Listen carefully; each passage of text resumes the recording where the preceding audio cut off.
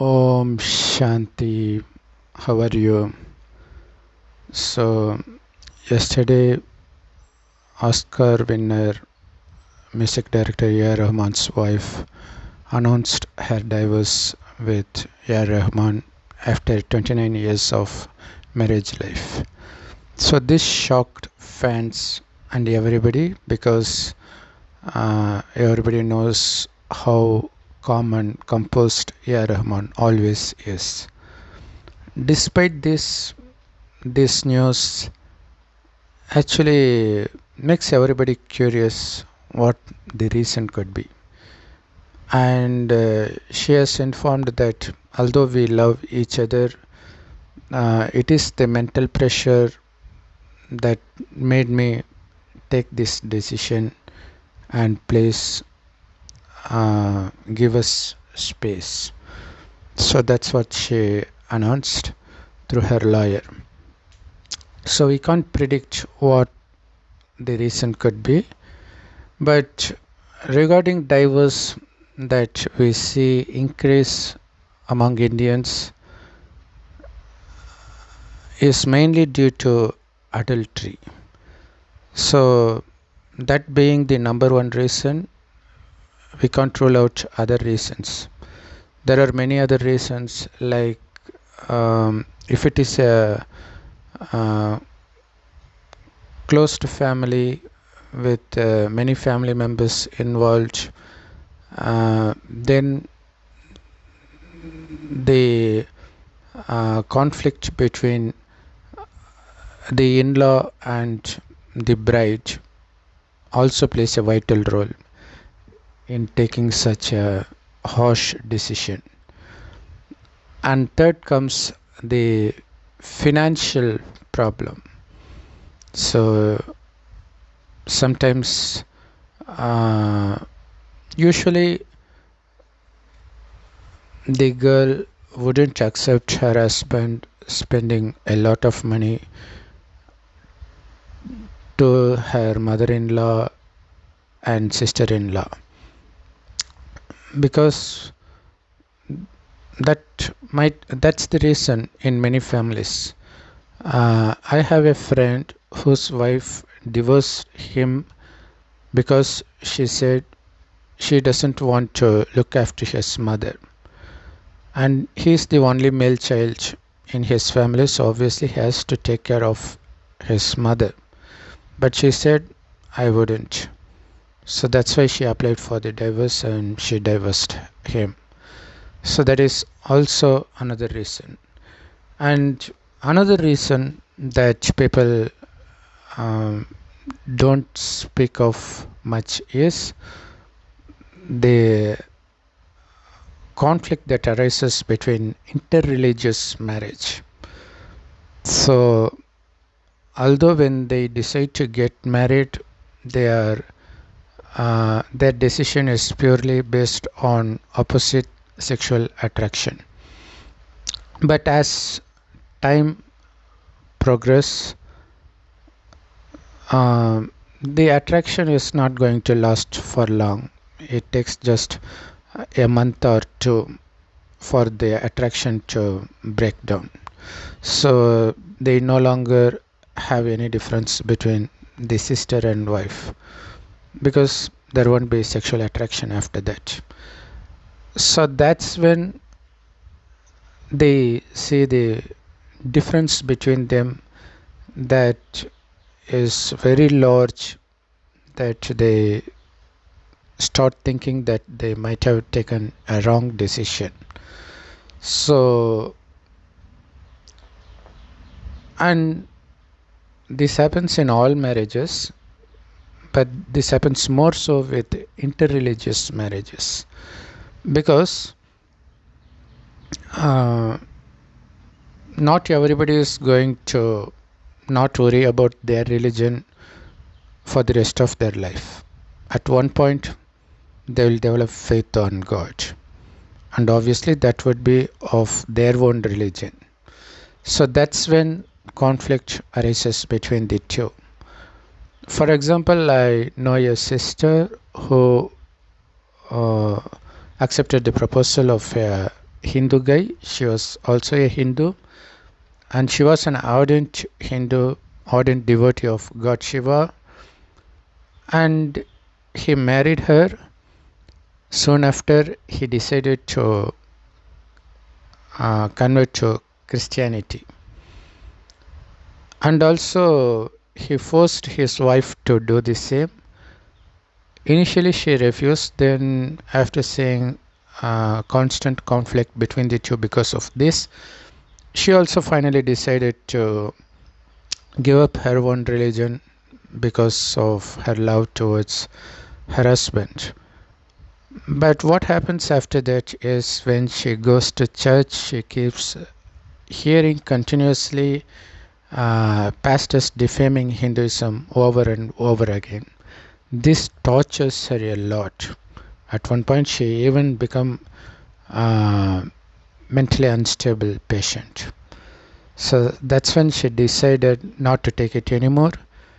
She asked pastors some questions for which they couldn't answer. Then she decided that she is no longer going to embrace Christianity. And she said, if you are willing to let me go, I'm ready for that, because mental peace is important for me. So that's the reason in all religions they stress the importance of getting married to the person of their own religion, because maybe initially you wouldn't find it a big issue, but as time passes on, their original they will have that love for their own religion. So that's when the problem arises. I know of a couple, actually their parents were best friends. One was Christian, one was Hindu. Since they were best friends, they decided to get their kids married. They got married, and at the young age, the guy died. Soon after that, she threw all the Hindu deity photos out of her home and ran to church.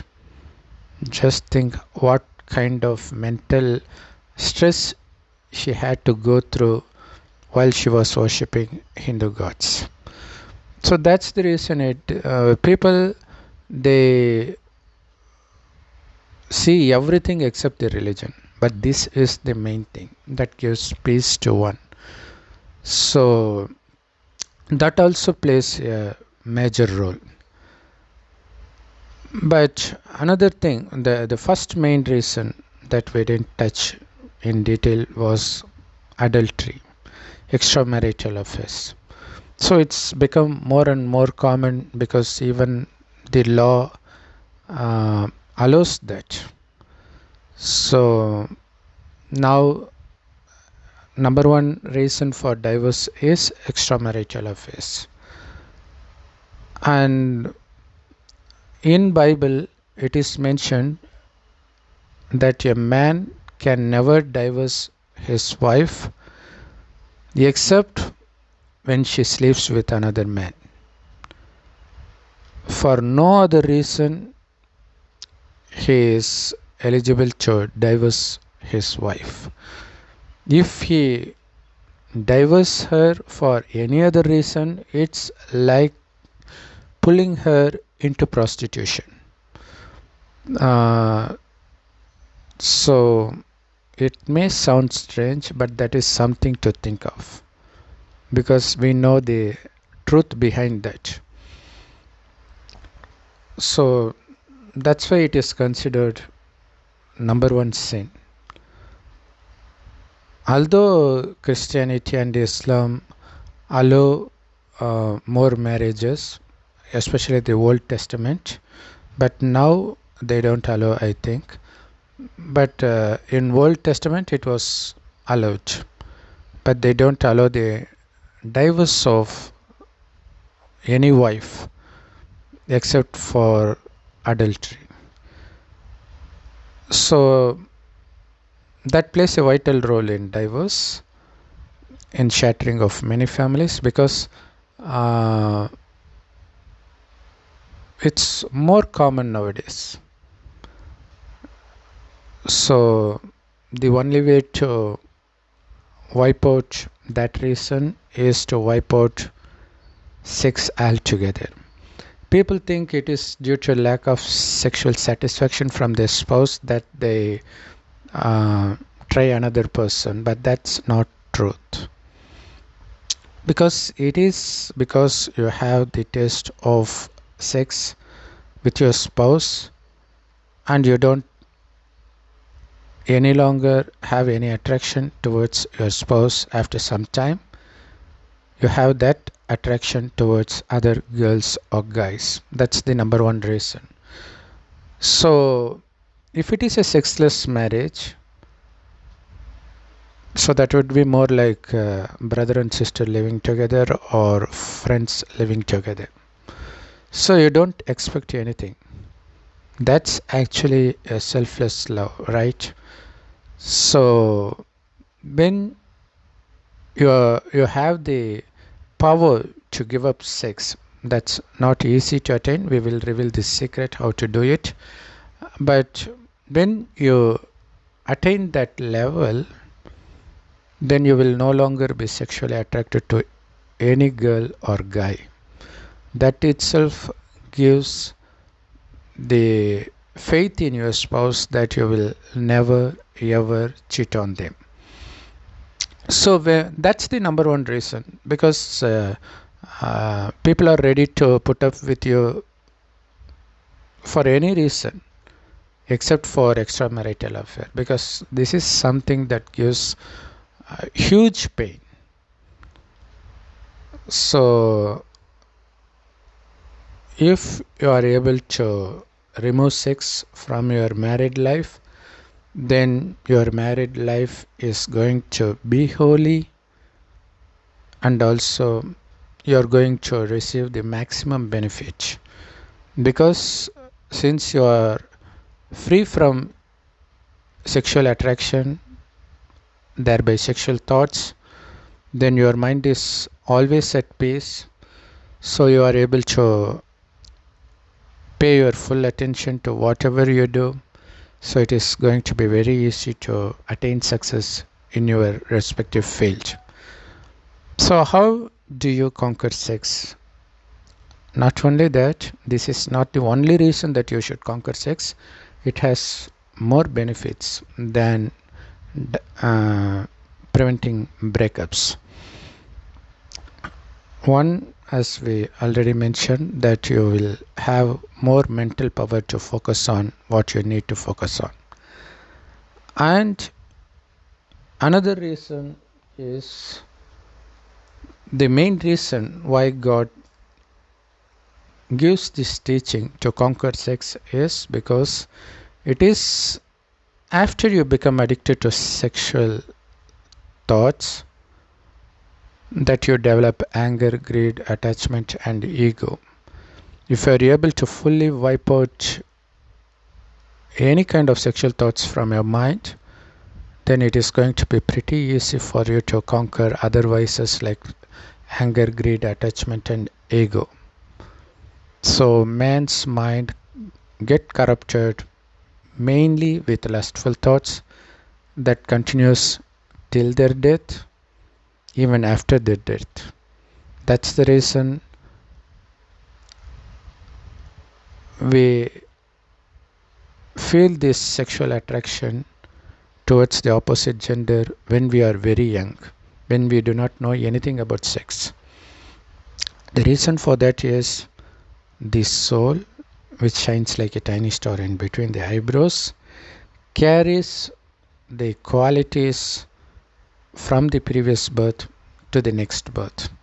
Since our mind is predominantly occupied with sexual thoughts, so that gets triggered in the next birth when the trigger happens in front of you. So it has many benefits if you conquer sex right in this birth. And also another benefit is, the main reason God gives this knowledge now is because we are at the verge of world destruction. Yes, this is the 5000 year time cycle called Kalpa, and the world was heaven for the first 2500 years, where there was absolutely no trace of lust, anger, greed, attachment, or ego, or any kind of vice. It's a completely voiceless world, which was why we worship the residents of heaven as deities in Hinduism. Where have they all gone? They have gone nowhere, but they took rebirth after rebirth. After the first 2500 years, the world slowly becomes hell, mainly because the deities lose their power of purity. While they were deities in heaven, they have this soul consciousness instead of body consciousness. That is, they considered themselves to be the soul that sees through the eyes, listens through the ears, speaks through the mouth, performs all actions through its body. So they have no attraction towards the body, no matter how beautiful they were. Of course, they were so beautiful, so healthy, so wealthy that they live in houses built of golden bricks. They were that rich. Even lions and cows took water from the same pond at the same time, which means even animals like tiger and lion, they don't hurt any other animals. They feed on plants. It is also mentioned in Quran and Bible. So that's how the heaven was. Even childbirth happens not because of sex, because they don't know what sex is. They don't even have that opposite sexual attraction. But the childbirth happens when the husband and wife both have the thought of having a child. The woman gets pregnant. So that's the main reason those deities are being worshipped even now, because of their power of purity, because they were soul conscious constantly for the first 2500 years. After that, they slowly become body conscious. When they were soul conscious, they were constantly happy and peaceful, because that's the true nature of soul. You don't have to depend on external things to derive happiness and peacefulness as we do now. But once their mind get distracted to the external world after 2500 years, they could no longer concentrate on the soul, because they lack that power of concentration due to the lack of power of purity. So that's when they try to seek sensual pleasures. They become addicted to it, and also they got addicted to 5 vices: lust, anger, greed, attachment, and ego. Under the influence of these 5 vices, they start committing sin after sin. And the number one vice is lust. God says it is due to lust several wars happened. Even in families, the main reason for the conflict is lust. It is only after the son gets married that he becomes selfish, to the extent that he drives his parents out of his home. Likewise, the guy who is involved in extramarital affair, he goes to the extent of killing his wife, driving her out of his home. Even the girl who is involved in the extramarital affair, she goes to the extent of poisoning her husband. So by now you would have known the seriousness of lust. So that should give the reason for you to conquer lust, or else it would conquer your mind and make you an unimaginable criminal. So you should put an end to it. As Jesus Christ says, if you see a girl with lust, you have already committed prostitution. He didn't say that if you see a girl, accept your wife. People think like that because they don't want to give up on lust. But the actual thing is, it is through your spouse that you become addicted to sex if you were pure before marriage. So it is important to give up sex in marriage for you to stay pure with everybody. So you need to stop watching porn, watching girls lustfully. Of course, it's not going to happen in a day because you were so addicted before that. It would take a lot of time and effort from your side. And what is the effort? No matter what you do with what your religions teach, there is no way that you can conquer sex, because even the religious monks, priests of all religions fall into lust. We see it daily because they don't know how to conquer lust. They may control lust forcefully by staying away from girls, but even then they end up being homosexual. That happens with among the Christian nun community and pastors community, and also they sexually abuse children. So because they couldn't conquer sex, so the only way to conquer sex is given by God, because only He has the knowledge. So God, after giving the knowledge about this 5000-year time cycle, says that I reside in the golden red colored light world called the soul world, or Parandam or Paralok, as a point of light, as a star. Even we souls resided along with Him before taking birth. The only difference between God and souls is not in the appearance, but in the qualities.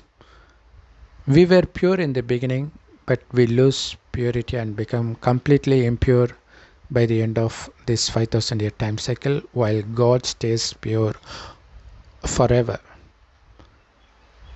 And He is the ocean of knowledge, ocean of purity, ocean of love, ocean of blissfulness all the time.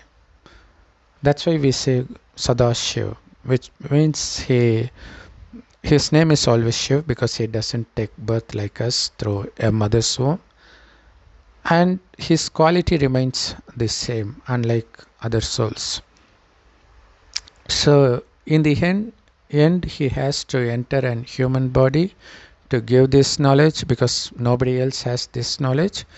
God says, consider yourself to be soul again and connect your mind with the Supreme Soul as much as possible. The more you connect your mind with the Supreme Soul, the more our souls become pure. The more our souls become pure, we will no longer be attracted to anything external to us, anybody external to us. Moreover, once you fill yourself with the power of purity by remembering Him all the time, you will start experiencing blissfulness emerging from within, as it happened in heaven. So that's the only way to conquer sex. Obviously, you have to develop the practice of seeing, practice of not seeing while seeing, not listening while listening. Because anything in this world is going to trigger the vice in you, because it's already there. We have been carrying it for the past 2500 years. So in order to conquer it, you have to separate yourself from this world mentally, not physically. So for that, you have to keep your mind busy with the remembrance of God and the remembrance of the direct knowledge of God called Murli, which is available absolutely free of cost in all Brahmakumaris Rajyog meditation centers. So by remembering God, as a beloved father, beloved husband, beloved lover. By establishing all relationship with just one God, you will no longer depend on anybody for love or peace or happiness. That's how you become strong. But if you depend on others for peace and happiness, at one time or another, you will definitely be deceived, because nobody is able to give happiness to others all the time, because they themselves lack that. So we need to connect our mind all the time with just one God, so that you feel content yourself. You no longer depend on anybody for your inner peace, because it's within you. Don't search from outside. That's number one reason for divorce. And also, by being with God all the time, not only your relationship with your spouse, but also your relationship with everybody will be at peace, because you will be the giver and not the seeker of peace and happiness, because you are getting peace from God. You are overflowing with love and peace from God, that you just can't stop giving love and peace to others. So that way you attract others towards you, but you will never get attracted towards others. So that's the true secret of happiness. So friends, the divorces among the celebrities prove over and over again that money can't buy happiness and peace. It doesn't matter whether you are rich or poor. What it actually matters is whether or not you are fully content with God. If you are not, then you will never be content. So you will never be happy. Om Shanti. Thanks for watching. You can Google yourself for the nearest Brahmakumaris Rajag meditation centers in your area. It is fully free of cost. So go to the nearest Brahmakumari center as much as possible. If you can't find one nearest to you, then you can always Google Murli in all languages. You can Google Brahmakumaris Murli. If it is in Tamil, we have a separate channel doing that. We have the plan to do it in English as well. Let's see. Om Shanti. Thanks for watching.